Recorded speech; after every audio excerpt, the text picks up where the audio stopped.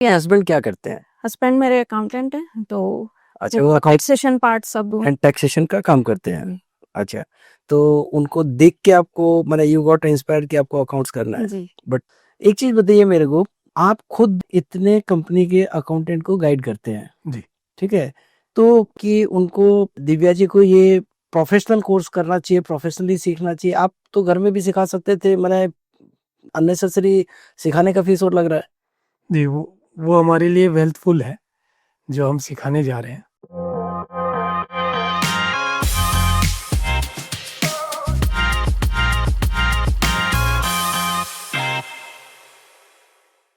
Friends, today we are going to discuss with the various student, how they have taken the decision of their life, how they decided choose to change.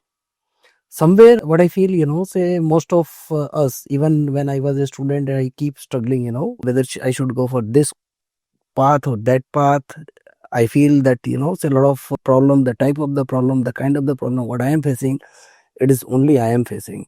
Rest of all people are happy, they are, so all sorted, but life is not like that. So we are trying to, say with this series, we are trying to help you people where the, might be one of the students' story is like you and this might help you. That's the whole purpose. So let's meet Divya. And Divya is, coming from very humble background. Let's understand from her. So Divya, आपकी schooling कहाँ से हुई? Sir मेरी schooling Fatehpur से हुई, Rajasthan. So Rajasthan means it was Hindi medium, English medium, Hindi medium. और उसके बाद में फिर आपने क्या किया? उसके बाद में मैंने ग्रेजुएशन किया आर्ट्स में, उसके बाद बीएड किया, एमए, फिर मैं स्कूल में टीचर बन गई।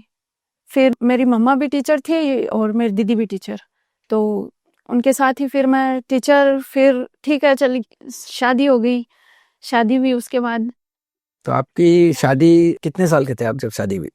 मैं 26 की। 26 के थे आप जब शादी हुई, ओके। एंड शादी के बाद?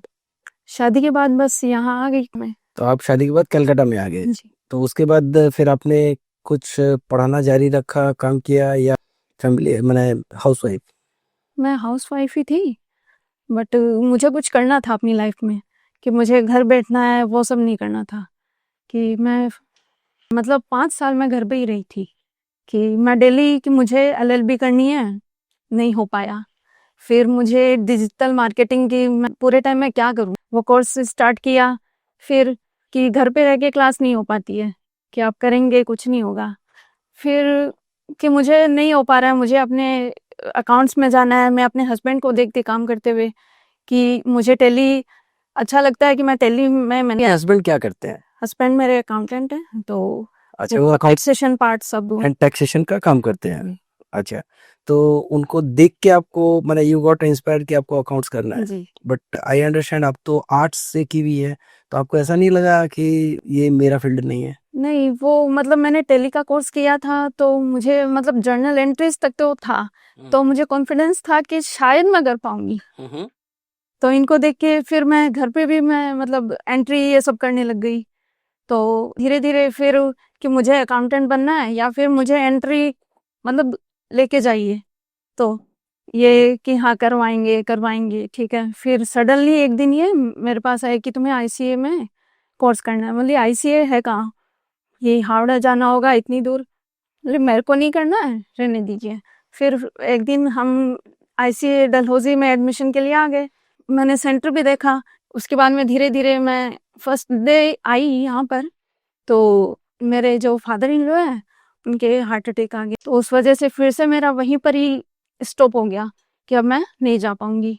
फिर ठीक है, फिर से एक दिन छोड़ने आए मेरे को सेंटर पे, क्योंकि मैं जानती भी नहीं थी कि कहाँ है। तो फिर धीरे धीरे मैं यहाँ पर सेट हो गई।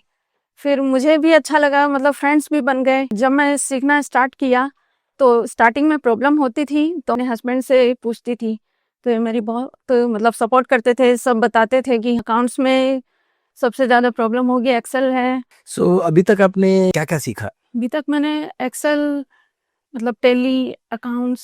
सो टैली और Excel both you can manage very well? Tally बहुत अच्छे से कर लेती हूँ। टैली बहुत अच्छे से कर लेती हैं।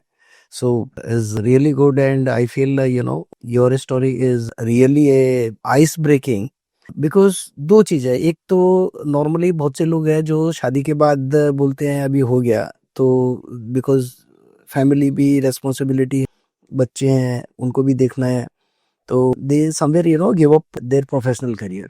सेकंड, कॉमर्स बैकग्राउंड से नए होते हुए भी यू चूजन की खास बात नहीं है, and I can do that, and definitely a little extra effort, but with that, as of today, the way you are confident in Tally, Excel, and accounts, and you are confident, I'm sure so you are going to have a great career into this.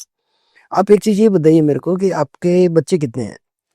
मेरा एक बच्चा है कितना साल का? 3.5 year. तो 3.5 साल का बच्चा, उसको भी आप मैनेज कर लेंगे, और आप सीख भी रहे हैं, और ऑफिस जाएंगे तो मान लो आपको 10 to 5 या 10 to 6 काम करना होगा, तो आपको लगता है आप मैनेज कर पाएंगे दोनों? जी जरूर.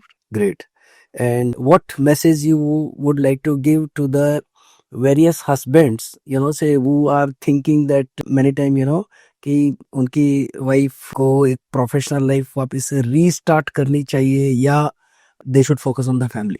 मैं क्या मतलब, मेरे जो मम्मी पापा, तो मम्मी मतलब स्टार्टिंग से ही मतलब टीचर है, फिर कि हमारी क्या फाइनेंशियल इतने स्ट्रांग नहीं थे, तो सब ठीक था कि अब 11th में जाना है तो अब मुझे क्या सब्जेक्ट लेना है, कि स्टार्टिंग से मुझे टीचर नहीं बनना था, मतलब माइंड होता है कि मुझे टीचर नहीं बनना है क्या.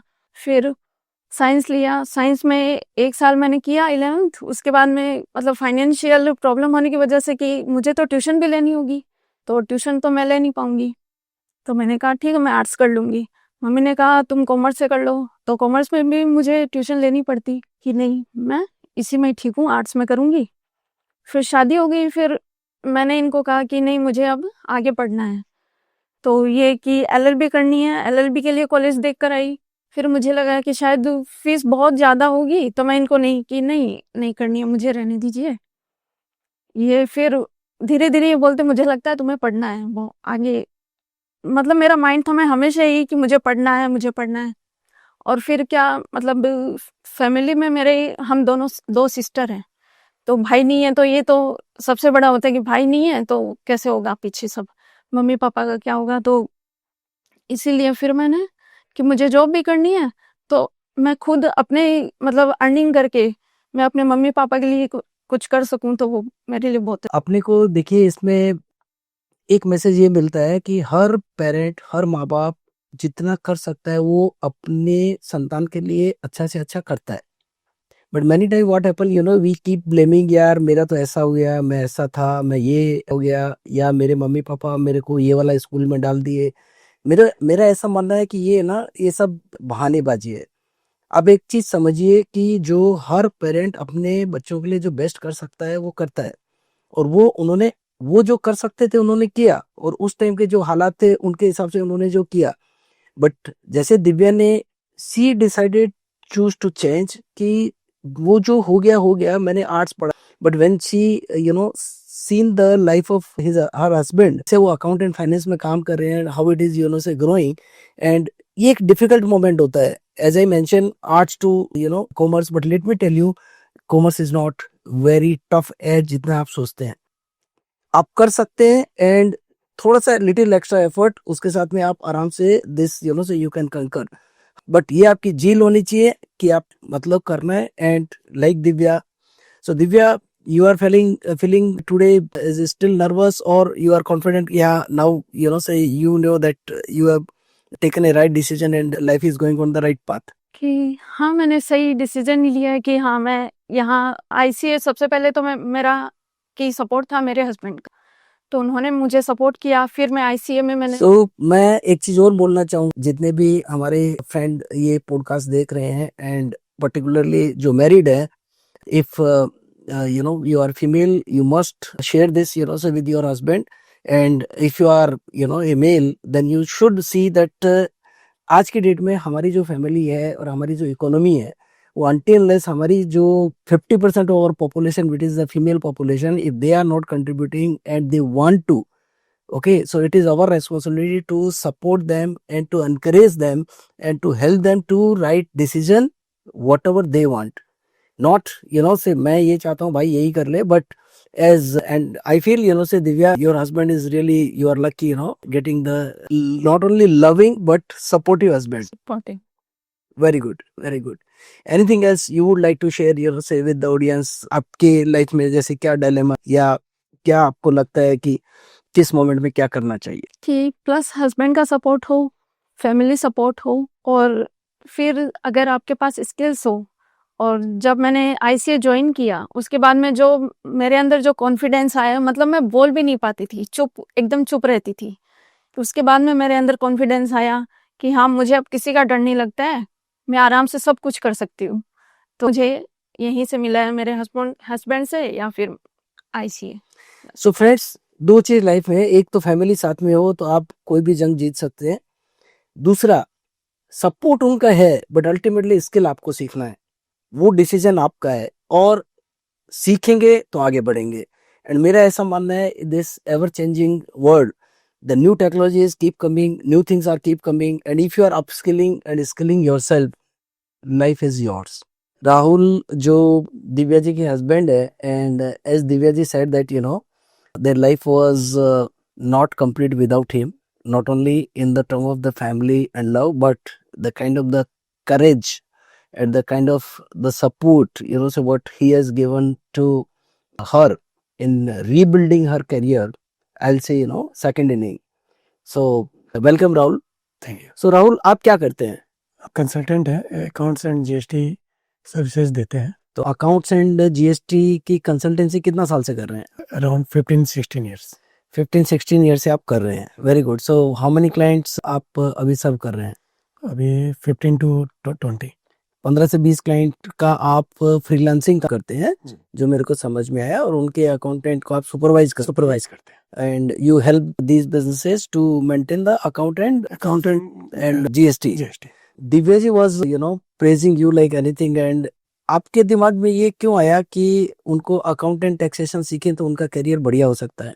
क्योंकि हम भी अकाउंट्स के ही हैं, और अकाउंट्स में जो क्लाइंट्स को अचीव किया जाता है और उनको जो गाइड दिया जाता है, तो अकाउंट से अच्छा कोई जॉब भी नहीं आता। और हमने लिस्टेड कंपनीज को भी सुपरवाइज किया है, प्राइवेट कंपनीज को भी किया है, तो उनके जो अकाउंटेंट्स को भी देखते थे। तो अकाउंटेंट, अब जैसे हम अकाउंटेंट थे, तो अब जब उस फील्ड में जब जाते थे तो देखते थे कि जो अकाउंटेंट है वो उतना अच्छा से परफॉर्म नहीं कर पा रहा है, क्योंकि बड़ी बड़ी कंपनीज के भी अकाउंटेंट होते हैं, लेकिन वो अच्छे से उनको गाइडेंस नहीं दे पा रहे थे।